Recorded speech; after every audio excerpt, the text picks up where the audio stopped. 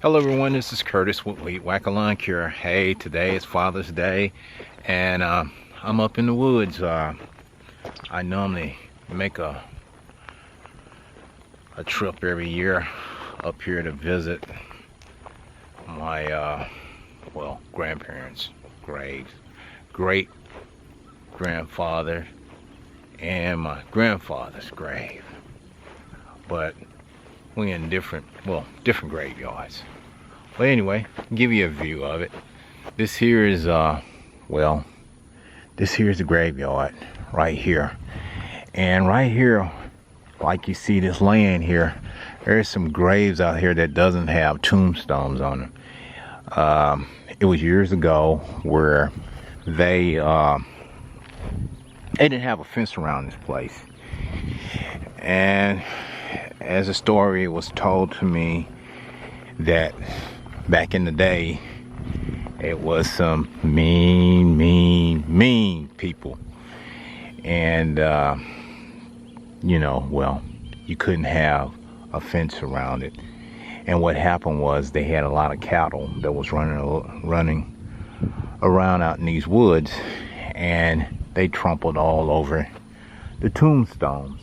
And that's why you see this land out here.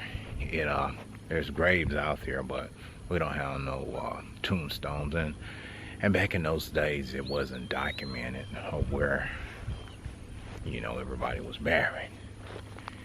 So right here, I'm right here visiting a grave. This here was my great grandfather, and let's see, he was born in June the 14th, 1893, and let's see, he died in 1974. That's a long time. No, it was totally different back then. And over here was I'll show you that right there. Yeah, that there was his grave, great grandfather. And over here was my great grandmother, and as we can see, she died.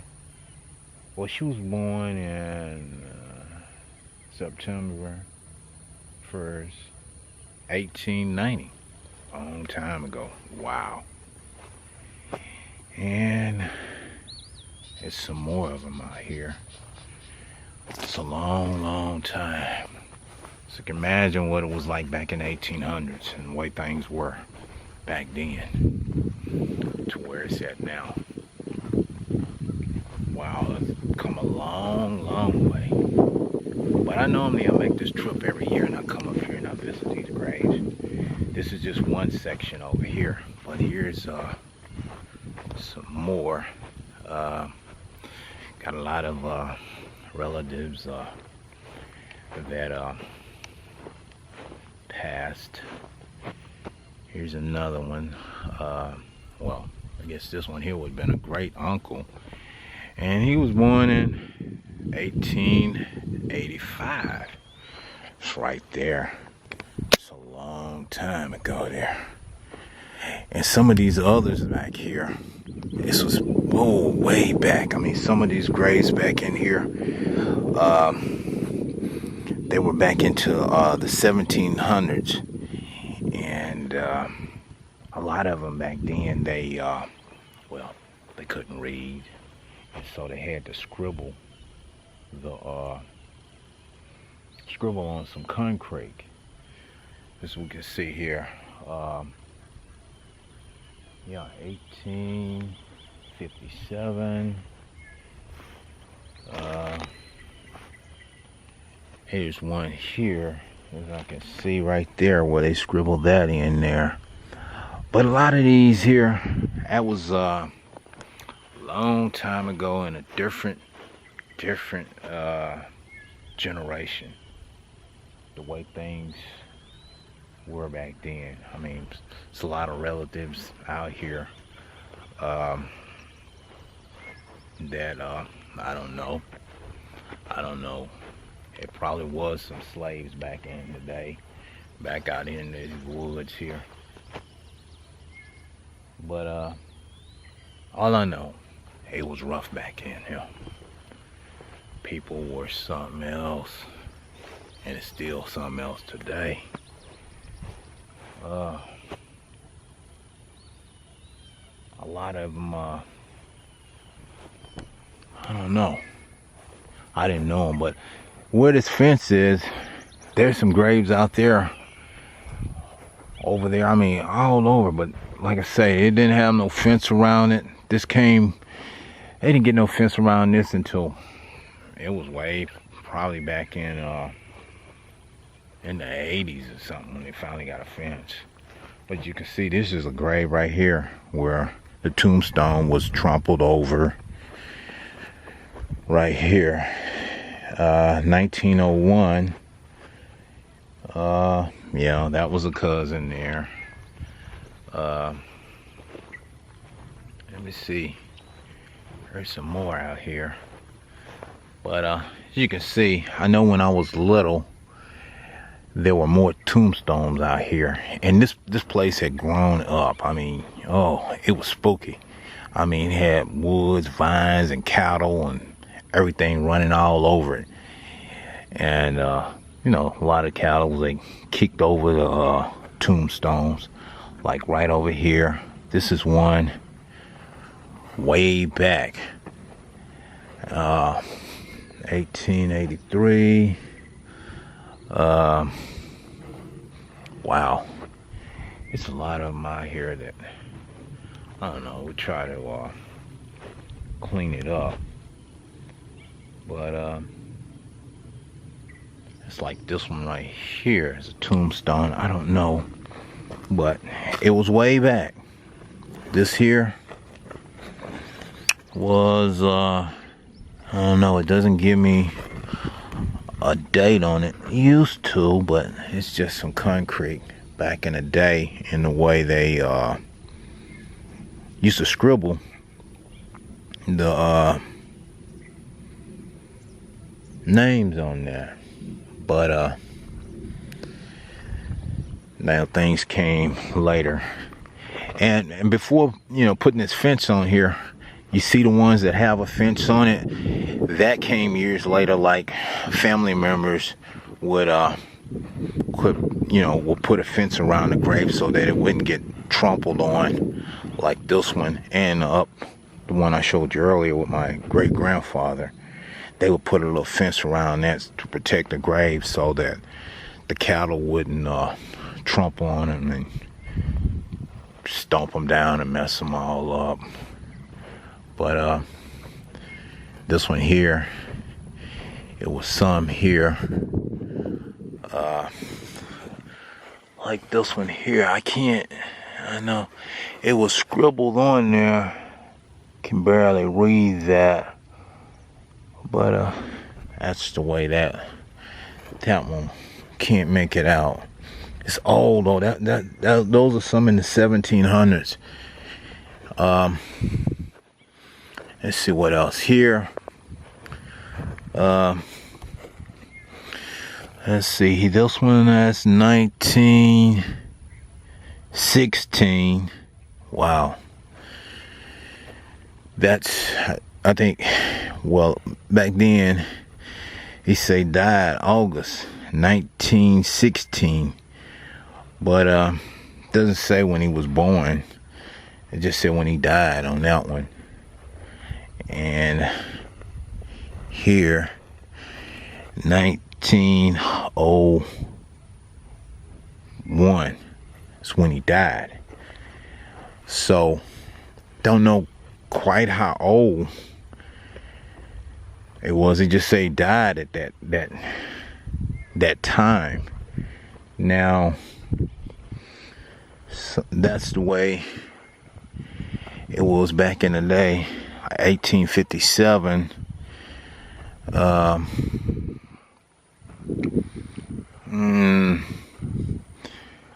Well, like I said, a lot of them back then, they couldn't read and they had to scribble their name out. They couldn't spell or anything, so it was hard back then. So imagine what it was. rough back then. But like all of this here, there's graves out here that it's not marked. Don't know where all of them are, but there was a lot of them out there with tombstones on them that, you know, they got all trampled down by the cattle. And so we can see this here's one here that was all broken up. And you know, it was hard. I mean, it was very hard back in those days, you know, trying to see cattle broke that. Hell, you know, this one here, it was all broken. Like I say, a lot of this is when I was a little boy, and it was back in the 60s. I don't know, I was probably maybe 5, 6, 7, 8 when they come over here and visit the grave, or when someone passed. They would come over here and they would bury them out here. But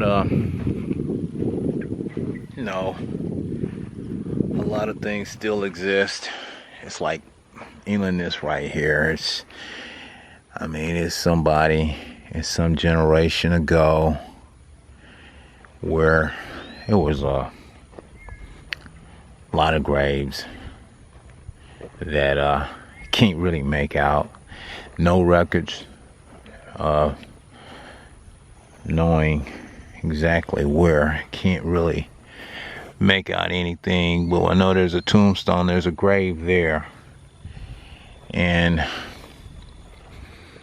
here's another one here where it was well, trampled down by cows. So see, back in the day, all of this here, they had a lot of graves that are out here, but there's no tombstone and there's no records to show exactly how many graves are out here. And it took some years till way back into the 90s where they really started just really getting this all cleaned back up and everything. Basically everybody in the community has passed on. I mean, there's some graves out here that's 400 or 500 years old. Now, you know, visiting these graves, it lets you know that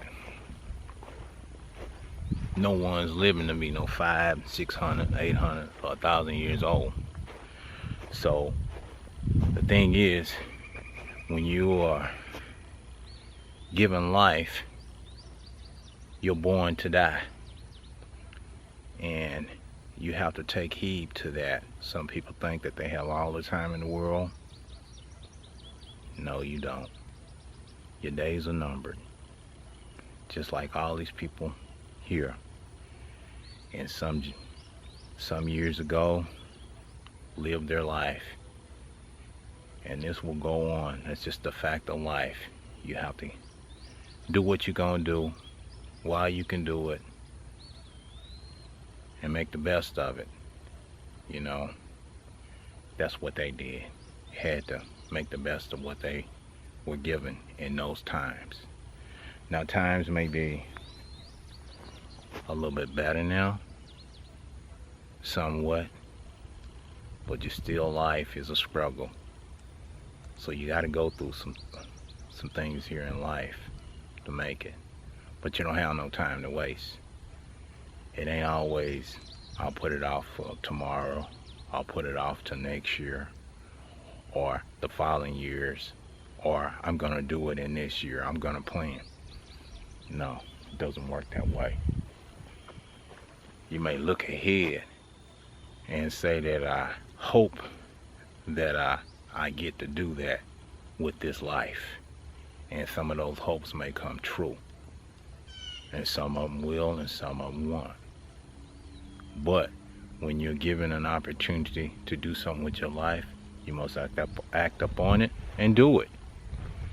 I mean, that's a saying if you plan to finish high school, plan to go to college, plan to get married and have a family, then you must act upon those things and do those things. Can't keep putting them off, you know, because as that old saying, today is not promised, tomorrow is not promised. You just have to go through the phases of life like all these people had to do. They went through the phases of life and they passed on, and you know, that's just a part of life. We all gonna have to go one day. So the thing is to make the best of it while we can. You know, there's no time to as they say, waste on nonsense or judging anybody with this life. You can't judge nobody with this life. All you can do is judge your own life and what you're doing with your life. Don't worry about what somebody else is doing. Worry about what you're doing with your life and make the best of it. Best you can. If you want to live a good life, work at it and make that happen. Live a good life. Or you can live a bad life where you have problems.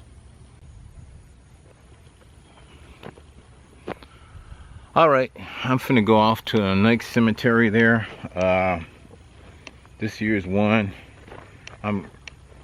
cemetery that I come every year and visit.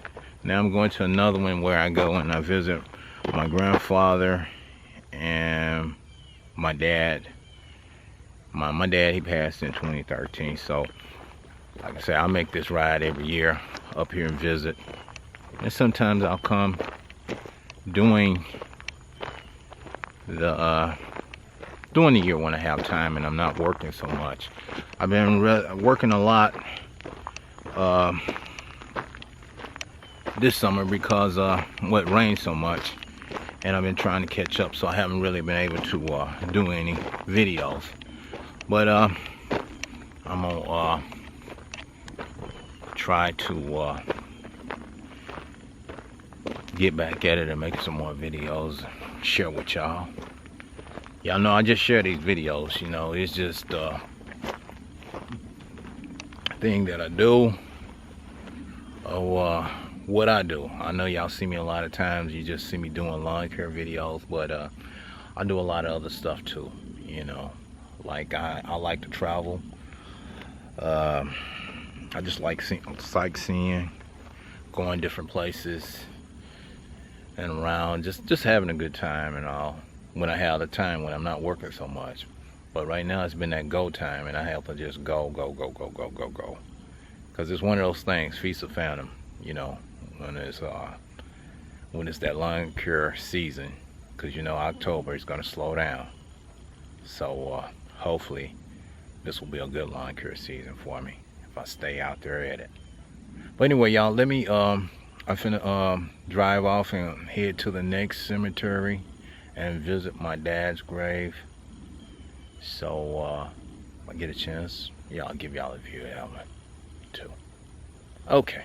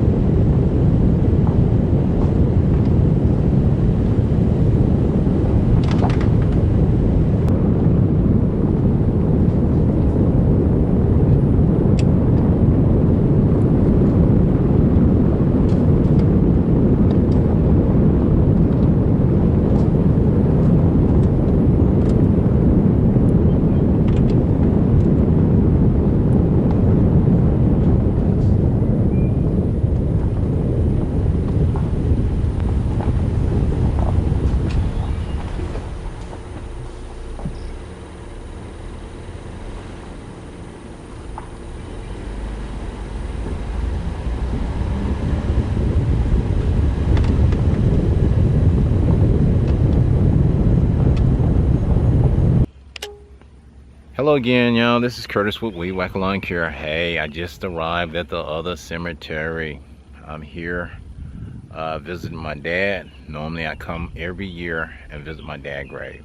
My dad passed in 2013, and I remember things that my dad would always say. He would tell me, he said, son, I don't want you to worry about nothing.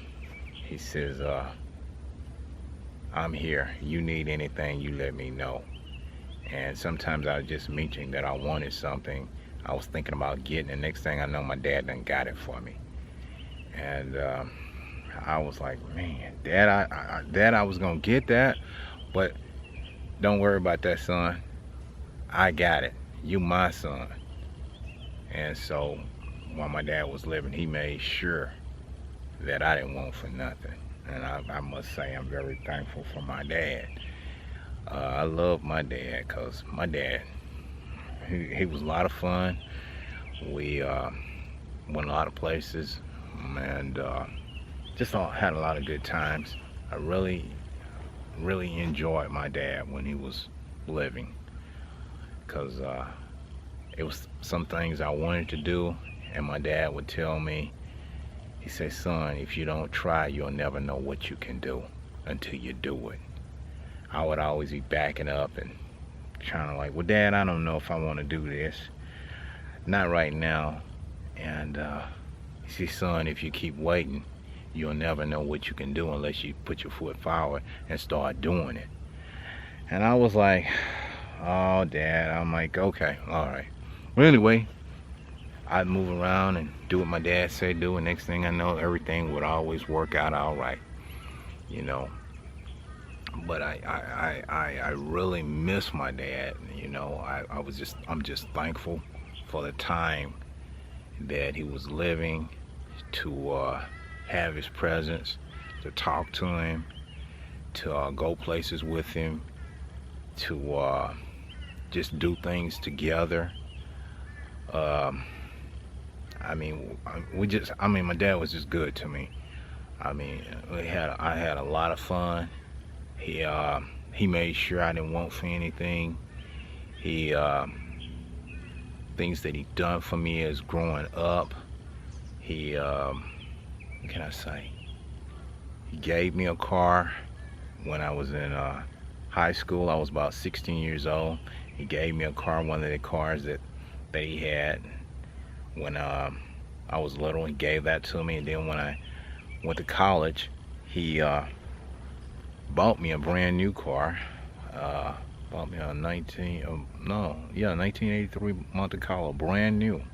I had no idea my dad was gonna buy me a new car. I was a sophomore in college, and my dad I was having some trouble out the old car, and my dad said, listen, he said, I don't want to be worried about you out there, that old car breaking down. He said, listen, I'm gonna let me talk with your mama. And he talked with my mama. Next thing I know, they went and bought me a brand new car. Boy, look here, and sent me to college. I tell you, and you know, I'm like, boy, look at here. I mean, I must say. And then after I finished college, and my dad said, well, he said, what are you gonna do now? He wanted me to stay. I said, well, Dad, I gotta go. I'm looking for me a job now. He said, don't worry, you find one, then I'm still there. You need anything, you let me know. And I had found a job, and I got an apartment, and my dad and mom came to visit me, and next thing I know, they bought me some furniture. Bought me this couch and some plates, dishes and stuff for my apartment and everything. It was just all, man. My dad was always looking out for me. He took care of me. I didn't want for nothing. And I tell you, I really appreciate having my dad. I love my dad, you know. And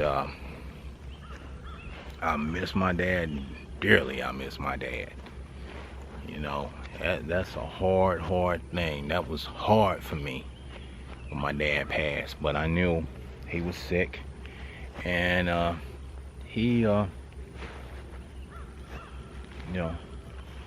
was one of those things. He had to go, I know. But I miss my dad. I still miss him to this day. Some days when I'm out doing the lawn care and all, and I think about my dad, because I work with him in doing the lawn care. That was his doing. He got into doing that, and I would go and help him. The next thing I know, I'm into doing it. And like it was always saying, if one thing won't work, another one will. And the most appreciative thing that I could say is that I'm glad that I was around while my dad was living until he passed. I would have felt very bad had I been away working somewhere and not got to spend those desired moments as a family time, being there, going over and sitting and eating with my dad and just going places and just having a good time and laughing and joking and everything. That was most appreciative to me in my life. I'll tell you, I just can't say enough about how good my dad was to me. I miss him, and that's why I come every year and visit my dad. Visit the man that, as I say, raised me and helped me become the man that I am. He taught me how to work, taught me how to have. And all that came from my dad and my grandparents. Just working hard, Do what you're gonna do with this life. Don't waste your time. If you're gonna have something, be a go-getter, go do it. And just be thankful for the times that you can do something. Like my dad told me, he said, son, I'm sick. I'm very sick. But let me tell you, all sickness ain't death. He says, I'm just trying to hold on. And he says that I know I'm gonna go, but I don't want you worried. He says, I want you to go on, be happy, take care of your mom. I said, okay, Dad. So, now it's just me and Mom. And I go by and I see my mom every day. I mow her lawn and take her where she needs to go and all, But I'm just thankful that I was around to do that. I mean, money ain't everything. I made more money doing IT and engineering work than what I could make doing lawn care. I made way more money and was in a very comfortable environment. But I gave all that away to be with my family. My mom and dad meant the world to me than any money or any job. So, I just want to say I'm thankful for having my dad. So I can't say no more for Father's Day, than I love my dad, and that's why here, as you can see, I'll show you my dad, and the way that I put him away was, as you can see over there, that the one that tombstone, that's the dark one. It's kind of like the marble gray with, it was marble, but it's over there in that vault that I put him on there, right there on that row over there. Well, that's where all our family members are, over there. But right there, I had got that tombstone there for him. I went to one of those places and had them it's a teardrop. I had them to engrave that for me, put that out there, and I took my truck and I brought that tombstone up here and I placed it right there. But I had a funeral home, put the vault down and everything and all. But cost me quite a bit of money, but you know, I gotta say, that was the last that I could do for my dad. I wanted to make sure that he was put away good, and I wanted a tombstone that was gonna be a remembrance. So I enjoy that more than anything. Each time I come up here and visit my dad, you know, I got a marker to know where my dad's at. And I know that was the last, and that was it. But I come every year and visit my dad, and like I say, my grandparents and all. You know, I think this video is just for Father's Day. I mean, I know there's a lot of fathers, and a lot of people know what I'm talking about. If you have a dad, I hope you love your dad, and I hope your dad was good to you as my dad was good to me. You know, and I like to say Happy Father's Day to all the fathers out there. And hey, hopefully you're a good father to your children, and your children love you for being good to them. You know, because I talk to a lot of people, and some people really love their dad. It's nothing like loving your dad, and your dad seeing about you and taking care of you and making sure you have, and you know, not wanting, or you in need, and your dad will reach in his pocket and give you his last. You know, and that's the way my dad was. I mean, he'd give me his last, whatever he had, you know. And I'd be like, no, Dad, I'm good. No, Dad, like, I know you good because I got it to make you good. And I was like, Dad, you don't have to do that. I know I don't have to do it, but you my child, and I'm gonna see about you. So I know it's all good. And I was like, man, and things my dad would do, it would just bring tears to your eyes, because you were like, man, Dad, you don't, listen, I don't care nothing about what you working, I don't care about your money, I'm still gonna see about you. And I would try to turn, he said, listen, I left that money there and you didn't pick it up. I said, Dad, I got money. I ain't asked you what you got. I left that there for you, and I want you to have it. And I had to take that money because he wasn't gonna let up until I took that money. But I'd always make sure I buy him something good and everything, you know. Father's Day, I buy him a shirt, cologne, you know, shoes, whatever. I buy him something good, you know, because I wanted to show him my appreciation and my love for him. You know, that was just the thing that you have to do. You got to do it because you just don't know. You don't know when and where and what hour that they may leave or you may leave, you know, but you want to make it good. So that's just something that you have to, if you can and you're working and you're able, you just got to be good to your parents and be thankful for your parents. Just be thankful for them. Thankful, you know, and love your parents. Because, hey, boy, once they gone, that's a hard, hurting feeling. It's a lonesome feeling, I tell you. It is lonesome. Boy, I miss my dad. And I wish my dad was here. But I know where he's at. And I know what time it was. And I was like, man. But I understand. But anyway, y'all, I'm just sharing this video, my true feelings for my dad, and how I love my dad. So I hope y'all feel the same way about y'all dad. I hope y'all had a good dad, you know, or, you know, I pray and hope everybody had a good daddy, you know, and they got to know their daddy, you know, because that's important. Family is very important. And you know, y'all, I could just go on and on about my dad, but y'all, let me go over here and visit and stop this video. I'll share more with y'all, but let me go over here before I start crying.